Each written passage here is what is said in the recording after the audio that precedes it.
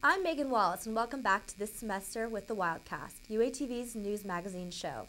This week, we've got reporter Jacqueline Badler at the Hall of Champions, where she found the heart of Wildcat spirit. We've also got an exclusive interview with U of A student by day, poker champ by night. And don't miss my interview with the Director of Media Arts to talk about the merging of media arts and theater arts with strings attached. Melody Hunker catches up with Zach Goldberg, UA's poker champ. Zach Goldberg, a U of A senior and finance major, recently won $300,000 playing poker. I sat down with Zach and asked if he thought his choice of major coincided with his poker abilities. It takes a number of things. Off the top of my head, patience is definitely the most important thing.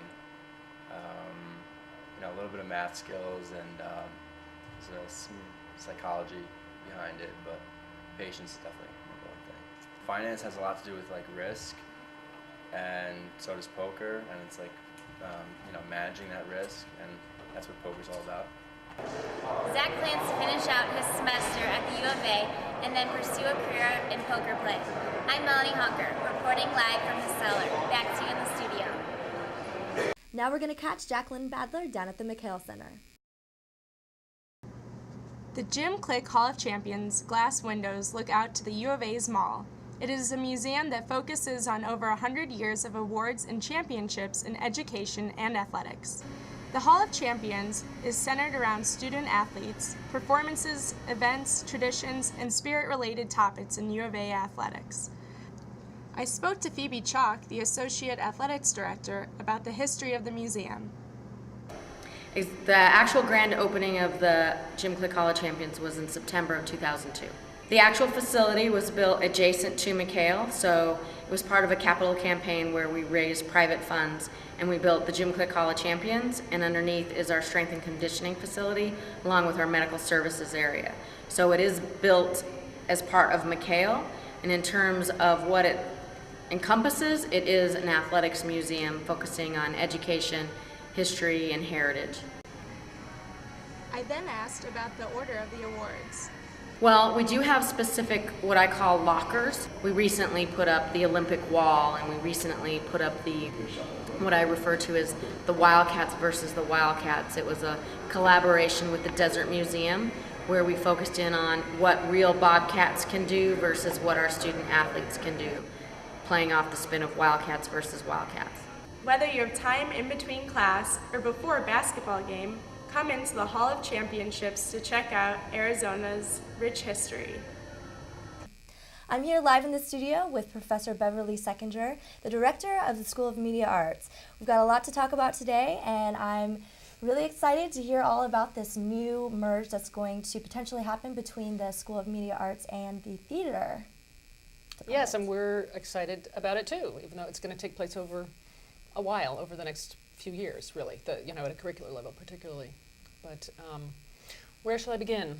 Well, this all came about pretty quickly in the last week or so. There's been a lot of commotion, especially in the media arts department, about what's going to happen, where are they going to end up, what the fees are going to be. Budget cut was the immediate catalyst, but we've actually been exploring this idea for the past some years. Both programs kind of thought, well, we already collaborate in all the places now where it makes sense to collaborate.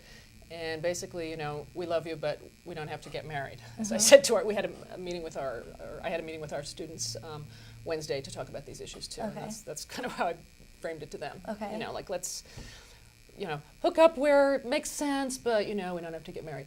So the point of the merger between the theater arts and the media arts departments was in an effort to strengthen the departments against future budget cuts. That's a core piece of it, but interestingly, it also, as it turns out, we're all pretty excited about the potentials for, what can happen if we do work more closely together. So it's not just about one more depressing cut. It's about, hey, all of a sudden, we in media arts will have 19 new colleagues. In hopes to continuing to make it better and better, along with the proposal of the merger, there's also a proposal for a new fee that's going to be added to the all majors, juniors and seniors in the media arts program. If it passes, it's for all juniors and seniors in all of the majors in fine arts, art, dance, music, theater, and media arts, or soon to be theater, film, and television. In the case of media arts, particularly to maintain and enhance internship awards to help students travel to and live in LA for the summer for internships, or New York, or go to Cannes, or wherever our opportunities are. Also to keep our technology current, the kind of technologies that all students benefit from.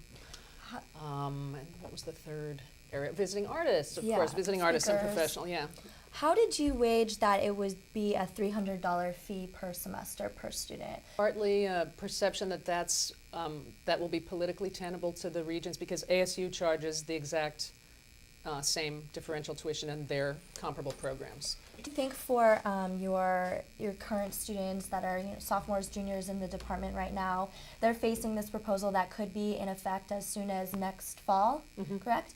Do you think that it's going to be kind of a rough jump for them to go from having no fee to having a $300 fee? Was there any discussion on maybe staggering it a little bit so that the students that are already a part of the major aren't getting blindsided with the fee halfway through their college career? I mean, that's a good idea, but I think partly, again, it's one consolidated proposal from the entire college, and so we can't have too many complications, or it's thought that we'll have a lesser chance of passing. It's also hoped that that fee doesn't have to be raised for several years to come. I've spoken to a few media arts majors that are juniors, seniors, that only have one or two more media arts classes to take. They've got maybe one more media arts class they're going to take next semester to graduate. Do you think that it's really appropriate for them to pay $300 for one class? Is that really their money going fairly to the fee? Right, and again, I think that question came up Wednesday too, and I completely sympathize. But I think the way to think about it is more about what you have received from your entire media arts education and histories. So for the juniors and seniors now that have a few more classes, you're telling them that you've been lucky this far, and this is to be looked at more as like an investment, like this is your way of paying your due for what you've already taken from the program? I guess, I mean, it's just we're all in a really rough situation, I mean, the benefit of the differential tuition, this specific fee, as we talked about the other day also, is that the majority of it goes straight back to the unit, to the specific department and major, to be spent on your specific needs, and not into a general U of A pot that could go just anywhere to new parking places. How soon will that money be being used and shown? How soon will that new technology be in the hands of the students? Say next semester, if they pay that $300, the $300 gets proposed and it passes, and they pay that for next semester, is that going to be technology that they'll be able to use as soon as next semester starts? Yes, and and to a certain extent, it's not. It has to be recognized that this is filling in for dollars that are going away. A lot of students don't start out freshman year as media arts majors, and when they're kind of weighing their options, when they're figuring out what they don't like about the major they're in, do you think that this is going to be something that's going to dissuade them from wanting to join the media arts major? Well, so you're a journalism student, right? I am. And you have differential tuition or a program fee? Yes, we do. And how have you found?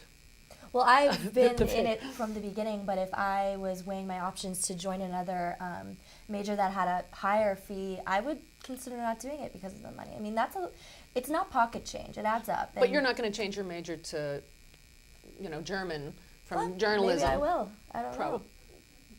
So as of right now, it's still in proposal. It's got to be passed by the Board of Regents. So, nothing's for sure yet, but your hopes is that this gets merged, that the bill passes, that you guys are in action as the theater, film, and television school next fall. I think that is the brightest possible future. Well, with new change comes struggles, so I will be keeping you updated on how this all plays out. But for now, thank you so much, Professor Seckinger. I extremely appreciate it, and it was great having you here. Very happy to talk directly to the students. Thank you. Thank you. Thanks for joining us for our first Wildcast of the semester. Stay tuned next week and take a look at the new Territorial Cup. I'm Megan Wallace. If it affects you, it's news to us here at Wildcast.